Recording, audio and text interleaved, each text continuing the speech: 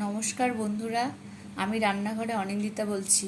এই যে দেখছো, ছোট্ট রুইয়ের বাচ্চা এনেছে। আর এটা হবে এই কাঁচকলা দিয়ে আলু দিয়ে ঝোল, সঙ্গে জিরে ধনের গুঁড়ো থাকবে। পরে রান্নাটা আমি দেখিয়ে দেবো। আর এই যে করলা দেখছো, এটা এই বাদামি আলু দিয়ে সর্ষে বাটা দিয়ে হবে, এখনও কাটা হয়নি। পোনা মাছের আলু, কাঁচকলাগুলো সব কেটে নেওয়া হয়েছে, আর তার সাথে এই মশলাগুলো সব রাখা আছে। আর আমি একটু পেঁয়াজ আর কাঁচা লঙ্কাটা বেটে নেব। কড়াইয়ের তেল গরম হয়ে গেছে, আমি একটু নুন ফেলে দিয়ে আমি এই পোনা মাছটাকে ভালো করে ভেজে নেব।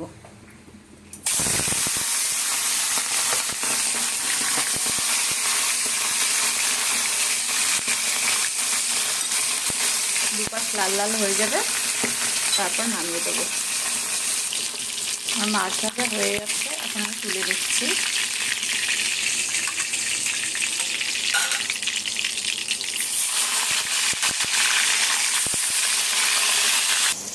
সরষেটা বেটে নিচ্ছি এখন।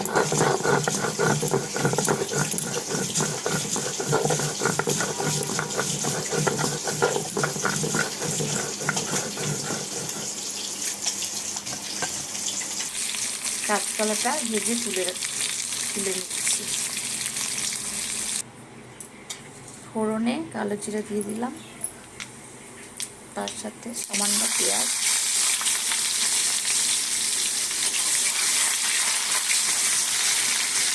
পেঁয়াজটা একটু হালকা ভাজা হবে।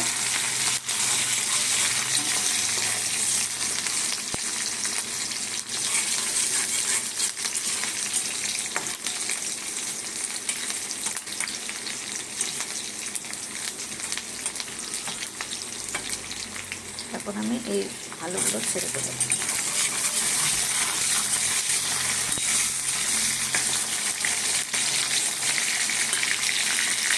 এখন আমি সব মশলাগুলো দিয়ে দেবো। প্রথমে টমেটোটা দিয়ে দেবো, জিরের গুঁড়ো আর কাশ্মীরি গুঁড়ো,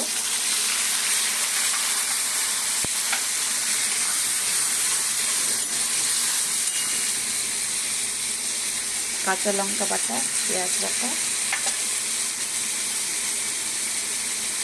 স্বাদ মতো নুন,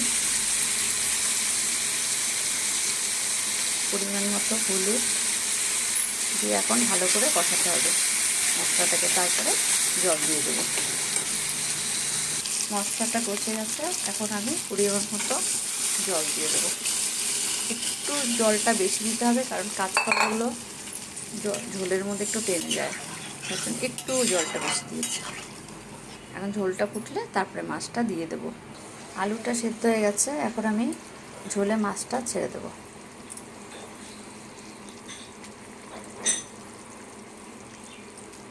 তার সাথে এই ভাজা কাঁচা কলাগুলো দিয়ে দেবো।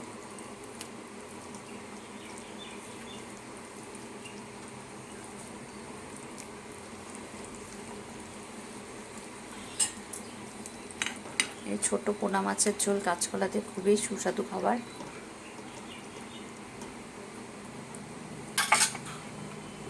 ঝোলটা একটু ভালো করে ফুটবে, ফুটলে পরে নামিয়ে দেবো।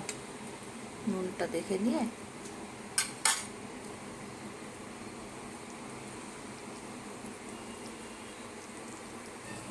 আমার মাছের ঝোল রেডি। কড়াই গরম হয়ে গেছে, এখন সামান্য তেল দিয়ে দেবো।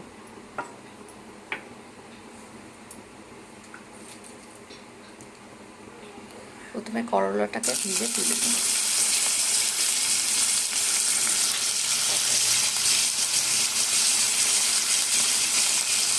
করলা ভাজা হয়ে গেছে, এখন তুলে নেব। অল্প সামান্য তেল দিয়ে দেবো।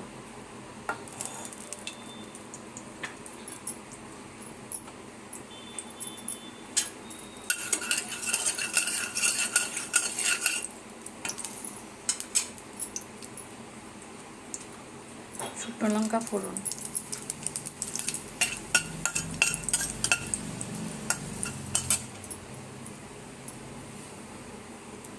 এর সাথে সামান্য রাঁধুনি ফোড়ন,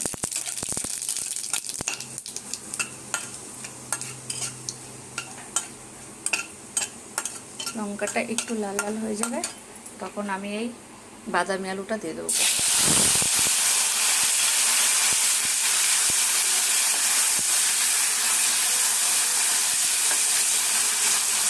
আলুটা একটু ভাজা ভাজা হয়ে করতে হবে। তারপর আমি এই সর্ষেটা বেটে রেখেছি এইটা পরে দিয়ে দেবো। এখন একটু চাপা দিয়ে দিই।